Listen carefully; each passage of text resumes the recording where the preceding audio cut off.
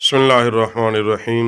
मौला सल्लि वसल्लिम दाइमन अबदा अला हबीबिका खैरिन खल्क़ि कुल्लिहिम। सलातु सलामु अलैका या सय्यदी या रसूलल्लाह व अला आलिका व अस्हाबिका या हबीबल्लाह। हज़रत अब्दुल्ला बिन उमर रज़ी अल्लाह तआला अन्हु फरमाते हैं कि हम हुजूर सैयद आलम सल्लल्लाहु अलैहि वसल्लम के पास बैठे थे।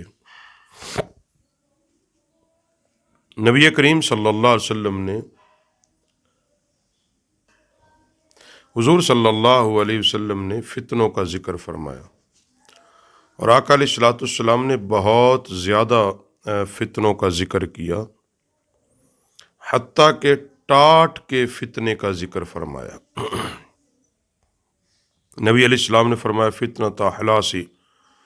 तो सहाबा ने अर्ज़ की या रसूल अल्लाह सल्लल्लाहु अलैहि वसल्लम ये फितना क्या है? यहाँ एक इस्तियारे के तौर पे टाट को लिया गया है। इन नबी अलैहिस्सलाम ने बताया सहाबा को वो फितने इस तरह होंगे, टाट घरों में फर्श पर बिछाया जाता है और उसके ऊपर फिर कोई कीमती कालीन बिछता है, तो कालीन तो कभी कभार उठा लिया जाता है लेकिन टाट मुसलसल उस पर बिछा रहता है। यानी नबी अलैहिस्सलाम ने, हज़रत अब्दुल्ला बिन उमर कहते हैं कि फरमा इस तरह घरों में फितने दाखिल हो जाएंगे और देर पा रहेंगे, जिस तरह टाट देर पा घर में रहता है, वो जल्दी नहीं उठाया जाता। तो नबी अलैहिस्सलाम ने इसी को बयान किया, फरमाया हत्ता के टाट के फितने का जिक्र कर दिया, यानी ऐसे फितनों का भी जिक्र कर दिया कि जो घरों के अंदर दाखिल होंगे और फिर निकलने का नाम नहीं लेंगे, मुसलसल रहेंगे। और जब अर्ज़ की या रसूल अल्लाह सल्लल्लाहु अलैहि वसल्लम फितना अजलास क्या है, अजलास चीज़ क्या है, तो आका अलैहिस्सलाम ने फरमाया उसकी पहली जो अलामत है वो ये होगी कि लोग अमानतों में गड़बड़ करेंगे। उसकी पहली अलामत ये होगी लोग अमानतों के अंदर गड़बड़ करेंगे, और वो गड़बड़ भी सिर्फ बाहर की अमानतों में नहीं होगी, भाई भाई की अमानत में गड़बड़ करेगा, यानी अमानत में ख़यानत करेगा, बेटा जो है वो बाप की अमानत में ख़यानत कर जाएगा। और ये फितना जिसका नबी अलैहिस्सलाम ने जिक्र कर दिया है ये तकरीबन अब रूनुमा हो चुका है। अब देखें, भाई भाई को अमीन नहीं समझता, वो एक दूसरे पर एतमाद नहीं है और अमानत में गड़बड़ करते भी हैं, हिसाब किताब में गड़बड़ करते हैं, कारोबार में गड़बड़ करते हैं। और इसी तरह जो है बेटा बाप के मामलात में भी गड़बड़ कर रहा है। तो ये आज हो रहे हैं ये फितने। ज़ाहिर के दौरे सहाबा में तो ये चीज़ें नहीं थी और तबा ताबईन के दौर में भी ये चीज़ें नहीं थी। तो आज के ज़माने में नबी अलैहिस्सलाम ने फरमाया एक फितना ये होगा कि लोग अमानतों में गड़बड़ करेंगे और गड़बड़ करने के बाद क्या होगा, फरमाया फिर वो आपस में लड़ाई करेंगे, आपस में लड़ाई झगड़ा होगा। जब कोई किसी की अमानत में ख़यानत करेगा तो फिर उसके बाद क्या होगा, लाज़िम बात है वो एक लड़ाई और झगड़ा शुरू हो जाएगा, फसाद शुरू होगा। तो नबी रहमत अलैहिस्सलाम ने फरमाया फिर लड़ाई झगड़ा फितना और फसाद बपा होगा। उसके बाद जो फितना रूनमा होगा, फरमाया फिर शरा का फितना होगा, मालो दौलत का फितना, दौलत के कुमाने का फितना, उसूल दौलत का फितना। लोग हलाल हराम की तमीज़ नहीं करेंगे और हर चीज़ को जायज़ समझेंगे। एक दूसरे से ज़्यादा दौलत कुमाने का फितना, यानी ऐसे ऐसे फितने। और इस ज़माने में चंद वजूहात पर फितने बपा है, उनमें से एक ये है कि लोग दौलत के कुमाने में एक दूसरे से आगे बढ़ना चाहते हैं, एक दूसरे से बड़ा घर बनाना चाहते हैं, एक दूसरे से आला लिबास पहनना चाहते हैं, एक दूसरे से आला गाड़ी रखना चाहते हैं।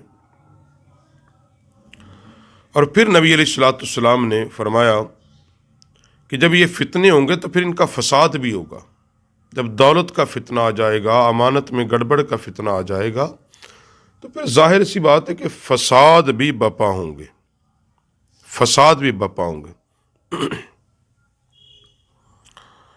اور آخر میں قرب قیامت جو فتنہ ہوگا اس کا ذکر نبی کریم صلی اللہ علیہ وسلم نے فرمایا۔ حضور نے فرمایا کہ ایک بندہ میری اہل بیت میں سے ہوگا، ایک آدمی میری اہل بیت میں سے ہوگا، اور ایک شخص کے قدموں کے نیچے سے ہوگا، وہ سمجھے گا کہ وہ مجھ سے ہے لیکن وہ مجھ سے نہیں ہوگا۔ یعنی حضور فرماتے ہیں ایک شخص جو ہے میری اہل بیت میں سے ایک شخص ہے، تو وہ یہ سمجھے گا کہ میں رسول اللہ سے ہوں اور رسول اللہ مجھ سے ہے۔ حضور فرماتے ہیں وہ مجھ سے نہیں ہوگا، کیونکہ میرے دوست تو متقی ہوں گے، نیک ہوں گے، صالح ہوں گے، کیونکہ وہ لوگ اس کا احترام کریں گے نسبت رسول کے حوالے سے۔ تو یہاں یہ بات بیان کی، وہ قرب قیامت وہ جب یہ بات کرے گا کہ میں آل سادات سے ہوں، میں رسول اللہ کی اولاد سے ہوں، اہل بیت اطہار سے ہوں، تو لوگ اس حوالے سے پھر اس کی بہت زیادہ تعظیم کریں گے، تکریم کریں گے، عزت کریں گے، اس کو عزت دیں گے، اور پھر وہ لوگوں کے ایمان کو بگاڑے گا، اور لوگ اس کی باتیں مانتے چلے جائیں گے اس حوالے سے کہ یہ رسول اللہ کی اولاد سے ہے۔ پھر لوگ ایسے ایک آدمی پر صلح کریں گے جو پسلی پر گوشت کی طرح ہو، یعنی بہت دبلا پتلا ہوگا، بہت کمزور ہوگا، اور پھر کالا فتنہ ہوگا جو اس امت میں کسی کو نہ چھوڑے گا مگر اسے تماچا لگا دے گا، اور پھر جب کہا جائے گا فتنہ ختم ہو گیا وہ اور پھیلے گا۔ یہ بات حضور علیہ السلام نے جو بیان کی ہے، فرمایا لوگ سمجھیں گے کہ شاید فتنے ختم ہو گئے۔ ختم ہونے سے مراد کہ وہ کچھ دیر کے لیے خاموش ہوں گے، لوگ سمجھیں گے وہ ختم ہو گئے، مگر وہ ختم نہیں ہوں گے بلکہ اپنی طاقت سے پھیل رہے ہوں گے، جن کو آج ہم کہتے ہیں خاموش فتنے۔ تو وہ خاموش فتنے آپ کے سامنے بڑی تیزی کے ساتھ بپا ہیں، وہ شور شرابہ نہیں کرتے ہیں، وہ اپنا کام اپنے طریقے سے بڑی خاموشی کے ساتھ بپا کر دیتے ہیں، اور لوگوں کو اس کے اندر انوالو کر رہے ہیں، لوگوں کو داخل کر رہے ہیں، اور لوگ سمجھتے ہیں کہ شاید یہ فتنہ نہیں ہے۔ ان میں سے ایک فتنے کا میں ذکر کر دوں، موجودہ دور کے اندر سود کی جو مختلف اقسام بپا کر دی گئی ہیں، مختلف نام دے کر، اور لوگ یہ سمجھتے ہیں کہ سود تو صرف وہ ہے جو بیان کیا، اب یہ شاید کہ سود کی قسم نہیں ہے، اس میں یہ نہیں کہ بولی والی کمیٹیاں ہیں، یہ لکی ڈرا سسٹم ہے، یہ اور کئی سسٹم ہیں، اور لوگ یہ اس میں دھڑا دھڑ حصہ لیتے ہیں، اور وہ یہ سمجھتے ہیں کہ شاید یہ اس میں سود نہیں ہے، لیکن ہیں تو وہ بھی سود کی اقسام۔ اور یہ فتنہ پھر کتنی تیزی کے ساتھ پھیل گیا، جس طرح ناچ گانے کو تیزی کے ساتھ بڑی خاموشی کے ساتھ شامل کیا جا رہا ہے، تو یہاں حضور صلی اللہ علیہ وسلم نے فرمایا وہ فتنے اتنی تیزی کے ساتھ وہ ختم نہیں ہوں گے، وہ پھیلیں گے، اور اس طرح پھیل جائیں گے کہ آدمی صبح کرے گا تو مومن ہوگا، اور شام کرے گا تو وہ کافر ہوگا، وہ کافر ہوگا، اس طرح وہ فتنے پھیل جائیں گے۔ ابو داؤد شریف کے اندر یہ حدیث ہے۔ تو نبی کریم صلی اللہ علیہ وسلم نے عربوں کے لیے تو حضور نے بار بار تنبیہ کی، حضور علیہ السلام نے فرمایا کہ خرابی ہے عربوں کے لیے اس شر سے جو قریب آ گیا، وہ اتنا شر ہوگا، اتنا فتنہ ہوگا، ان حالات میں کامیاب کون ہوگا؟ فرمایا وہ شخص کامیاب رہے گا جو اپنا ہاتھ روک لے گا، جو اس فتنے سے بچ جائے گا، جو اس فتنے کے اندر نہیں جائے گا۔